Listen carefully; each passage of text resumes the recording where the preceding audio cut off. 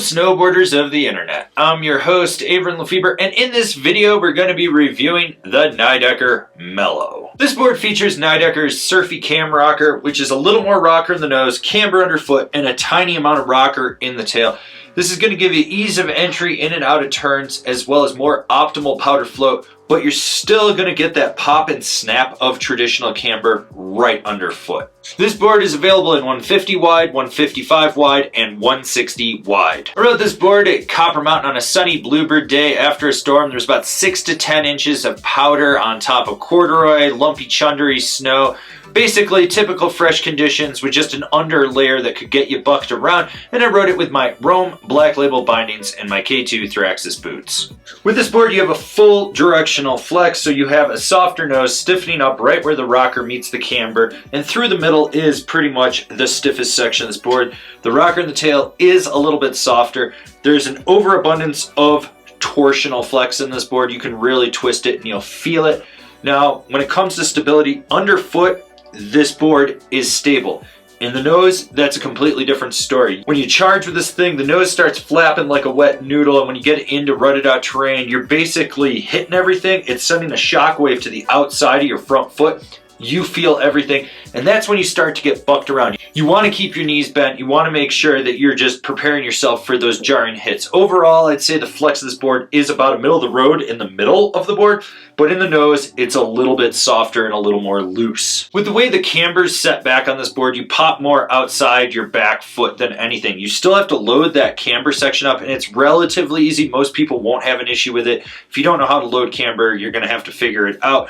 But when you do engage, it'll get you in the air. It's not mind-blowing, and the more you put in, the more you will get out of it, but you're still going to want to suck your knees up because it's just not that snappy of a board. So be aware of that. It gets a little bit loose when you're in rutted out terrain and trying to load it up to pop. Overall, it gets the job done, I guess, is the best way I can describe it. When it comes to buttering on this board, the tail, high-speed wheelies. With the nose, you've got so much rocker and it's set back, it just becomes this giant slab of wood that you're throwing around, trying to find the sweet spot where you're going to get your weight outside the binding, hit that flex point right where the camber hits the rocker. You're putting so much effort into it, and when you do flex it, it's nothing mind-blowing. You end up wanting more from it. At the end of the day, find some terrain that's a little steeper and has fresh snow, and really pop a 180 and just press into it as hard as you can. The edge-to-edge transmission on this is quick and precise. You can do cutbacks and just aggressive carves. It really drives from inside that back foot through the tail. It's one of those boards where you're getting the nose off the ground and really railing it by driving your knee into the center to get it to turn. When you're in wide open terrain, you notice that this board locks in and you can just swoop from one side of the trail to the other. What's nice is the torsional flex of this board really lets you ankle steer, and so you get a little bit more grip underfoot, which can help you when you're just doing those quick turns, just navigating something in your way. Overall, this board can turn.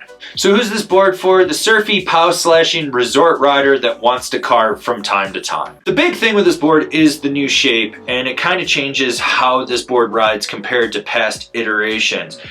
What I liked about it was that it's a little more surfy. You notice that in deeper pow that you can just really steer it off the back foot and just get that nose up on top and just sort of plane around. And it's good with a carve to a point. What I didn't like though is where the rocker meets that camber zone, your knee just takes a hammering from the outside of that binding insert. You just feel everything.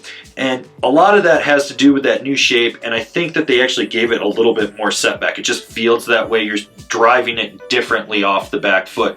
Overall, it's a fun board for what it is. It's not the right board for me, for my style of pow riding, but it will get the job done for me if I needed it to. I think for someone that's like looking for something that's a little more back foot dominant, that's going to just be going into tighter trees and really manhandling their board, shouldn't be a problem. Comparable boards: the Amplid Soli Grail, the Rome Stalefish, the Rosinal Sashimi. Binding recommendations: the Nidecker Cone X, the Union Strata, the K2 Lean AT. This has been my review of the Nidecker Mellow. Do you agree? Do you disagree? Do you own one? Are you going to buy one? Leave me a comment down below. Let's have a conversation about this snowboard. If you're new here, remember to subscribe, click the bell, get those notifications. That way you're not missing any of the videos we got coming out for all you snowboarders of the internet.